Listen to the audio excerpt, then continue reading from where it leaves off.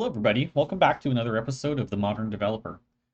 In this episode, we're going to start a whole new series. I'm going to take you guys through creating a full stack Node.js app, specifically the MERN stack. Um, we're going to start out creating the back end. We're going to go through, we're going to make the front end. We're going to add some authentication and authorization. And yeah, I'm going to take you guys through the whole process. So let's get started in the first video here. This one's going to be about setting up the backend, so let's get going. So we're going to start right from scratch, and what I'd like to do there is npm init-y, and then once you get that up, we're going to go into the package.json file, and we're going to change a couple of things. So in the description, you can go in there and you can put in whatever you want for description. Okay, good. Then we're going to come down here and we're going to add a new script, start script. We're going to modify that. In this case, I'm going with Node server.js for now, but we're probably going to change that. For our dev environment, we're going to use NodeMon server.js. You'll see why we're using that in a few minutes. Okay, everything looks pretty good here. So now we're going to go back to the command line, and we're going to do npm I NodeMon. This is going to install a new version of NodeMon for us. And we're going to put -d, that's for development. We only want that used in the development portion of our app.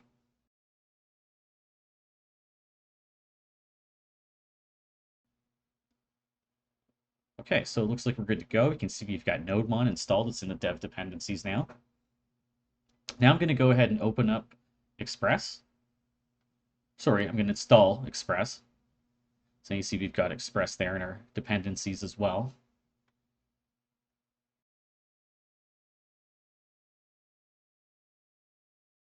So you're going to type in node_modules. And what this is going to do is anytime we push code to Git, it's going to exclude any node modules folders. Okay, so once we're done doing our git ignore file, we're going to create a new file, server.js. We're going to go back to our package.json, and we're actually going to change the main property. We're going to change that from index.js to server.js in this case. Now, you can also add an author at this point if you want, like you see me doing here, just kind of filling out some more of this information. Now back to the server.js file, and here's where we're going to start working on our backend. Okay, so we're going to get started by defining a new constant, express, which is going to bring in our express library. So you're going to type const express equal to require express, in my case, in brackets. Then we're going to set up another constant app, which is going to be equal to express. Okay, so now we're going to go ahead and define a const port, which is going to be the port that we use to access the backend. Either when the app is deployed, process.env.port, or in development, which we're going to set right here as 3500. The piping here that you see, that's an OR notation. So what this is saying is process.env.port or 3500 if process.env.port is not available, which it shouldn't be in our development server. Okay, then we're going to go ahead, we're going to start by creating another line below that, app.listen, and we're going to look at the port that we just defined above. In this case, I'm going to change it to uppercase because that's sort of standard notation. Now I'm going to define a new arrow function, console log. We're going to return a string literal that says server running on port, and port we're going to pull from the constant, the object that we defined above. Okay, so I think with that in place, we should be able to go down to the terminal, and let's just type in npm run dev.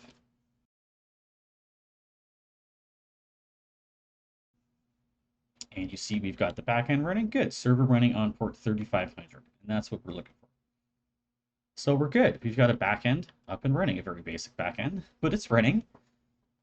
Okay, so now we're going to come back up to the top here. We're going to create another const This time we're going to call it path. We're going to require the path library.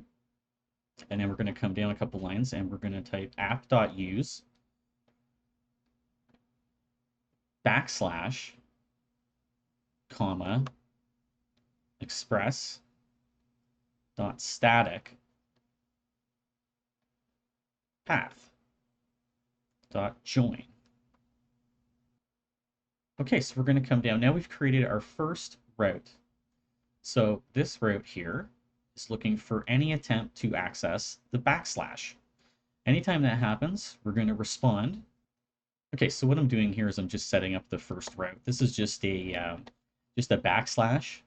So anytime we make a request to this location, we're going to be using this route here. Okay, with that first route in place, now we're going to come back up to the file tree. Right to the very top, we're going to create a brand new folder here. And we're going to call that public. And we're going to go inside that folder, create another new folder called CSS. And now we're going to do some basic styling. So we're going to create a new file within the CSS folder called style.css. We're going to open that file, that CSS file. And now we can just start doing some basic styling here.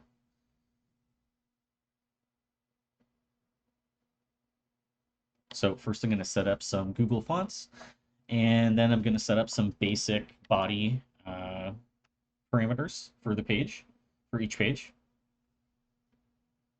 And then we'll fill out the rest.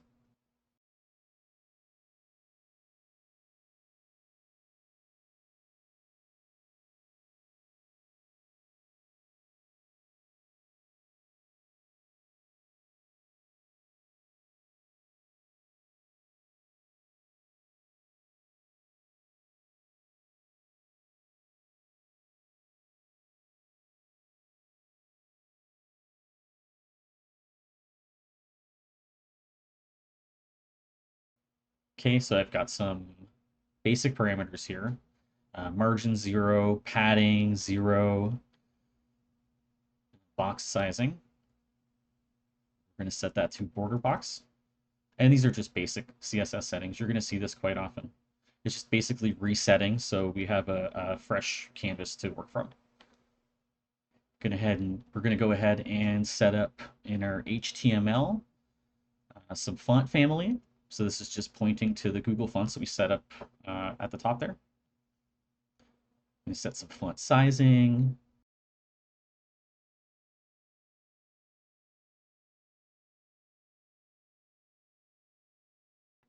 Set a min height here of 100 view height. That's just going to help make sure that the screen never goes below this minimum. It can go higher than that, but it can't go any smaller. We're going to set a default background color, and we're going to set a color for any text or font.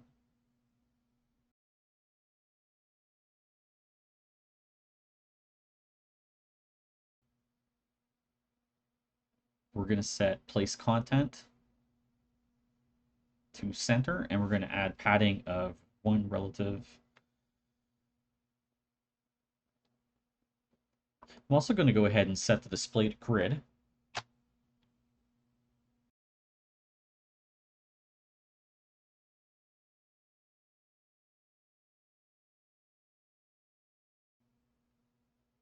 And then we're going to go back to our server.js file.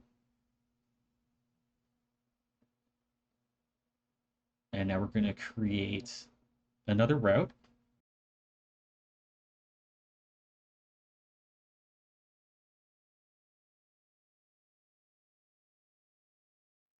Okay, so after we create this second route,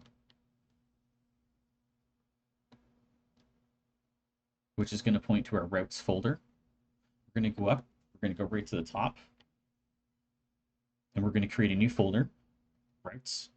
And then within that routes folder, we're going to create a new file called root.js. Oops, let me rename that, .js. Okay, looks good. And then inside that, we're going to start by typing out, we're going to set a new constant, express, equal to require, router, And then we're going to go to the next line. We're going to set up a new const router equal to express.router. Then we're going to set up another path, just like we did in the server.js. Say require path. Okay, we're going to come down a couple lines. Now we're going to set up a new router.get and brackets. Inside there, we're going to say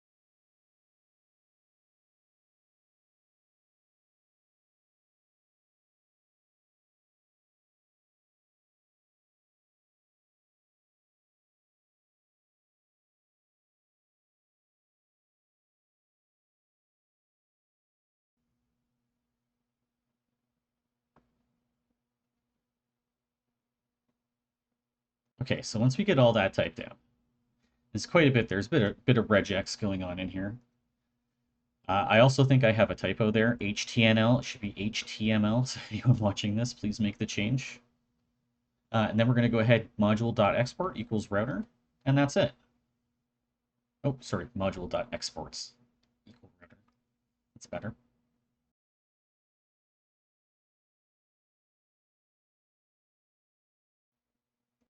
Oh, whoops, there's another little mistake here. So at the top where we've got um, const express is equal to require router. We're actually going to change that. That's supposed to be express. So let's go in there. We'll fix that.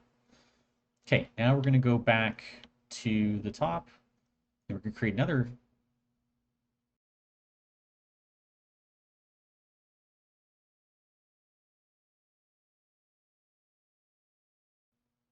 Right back to the top folder, and create another new folder called views.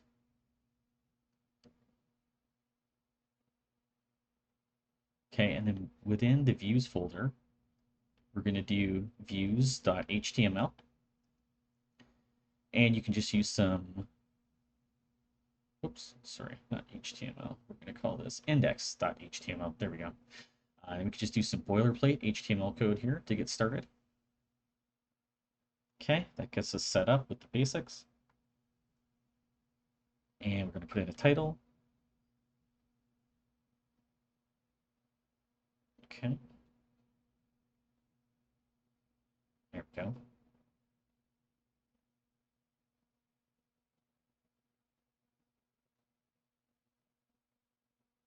And we're going to fill this out styles.css. That's going to point back, hopefully, to the file that we created before, but it's not, because we're not, it's got to be public. So we need public in there.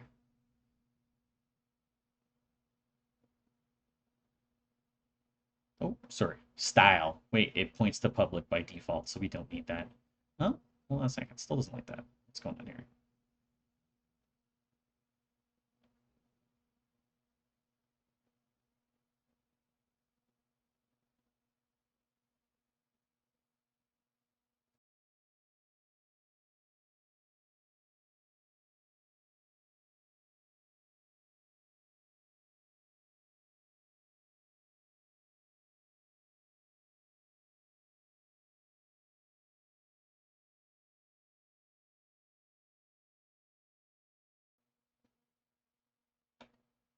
so let's try to test this. We're not getting anything here. It's not working yet. So new file. Let's go back to views. We're going to create a 404 HTML file here. We're going to use some boilerplate again, get ourselves up and running. Title 404 not found.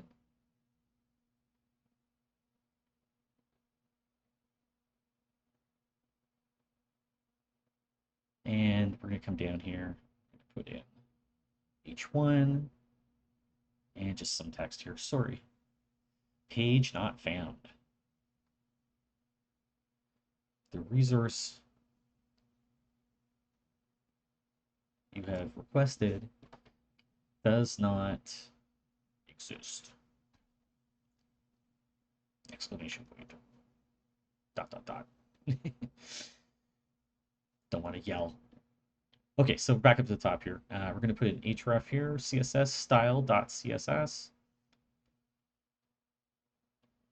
Okay, so let's see what that gets us. Now let's come back to our server.js file. We're going to add another app.use. In server.js, we're going to add a new line here, app.all. We're going to use the asterisk. And this is going to apply to anything that hasn't been caught in the lines above.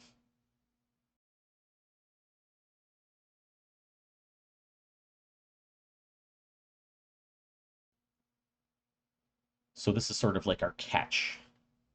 And we're going to put in a new arrow function here. We're going to have a request and a response, which is going to be returned. Inside the arrow function, we're going to say response.status 404.